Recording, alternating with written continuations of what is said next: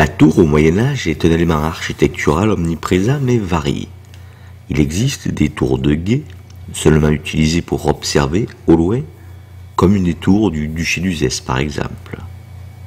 Il y a des tours salles, qui ont le double objectif de protéger et d'accueillir des occupants.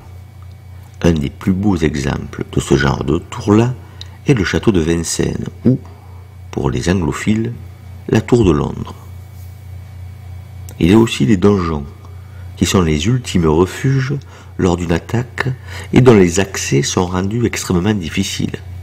C'est le cas par exemple des livrets cardinalistes de Villeneuve-les-Avignon, où la tour accolée aux pièces d'habitation sert à rassurer les cardinaux qui, malgré tout, pour un bon nombre, succomberont à une mort violente.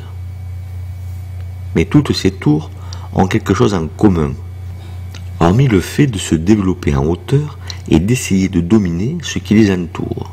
Ce quelque chose, c'est la volonté d'incarner matériellement le pouvoir. Car c'est quelque chose de virtuel que le pouvoir. Il n'a pas de matérialité en soi, et pour cette raison, et quelles que soient les époques, on a essayé de lui en donner une au travers d'objets divers, les trônes, les sceptres, les anneaux. Rappelez-vous du Seigneur des Anneaux. D'autres fois, c'est le faste, la richesse ou le protocole qui essaie d'en imposer aux petites gens. Eh bien, nos tours ont justement cette fonction, montrer le pouvoir de celui qui l'habite ou de celui qui en est le propriétaire. Dans le paysage urbain des villes du Languedoc, le seigneur le plus puissant possédait la tour la plus haute. Quand les villes acquièrent le pouvoir de s'administrer elles-mêmes, elles font bâtir un beffroi. Encore et toujours des tours pour matérialiser le nouveau pouvoir municipal. Les villages ne sont pas en reste.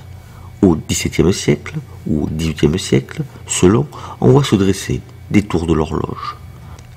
Remarquez qu'aujourd'hui, les pétrodollars ont financé des buildings d'une hauteur prodigieuse et relancé la course et la démesure. Le Moyen-Âge n'est pas complètement révolu.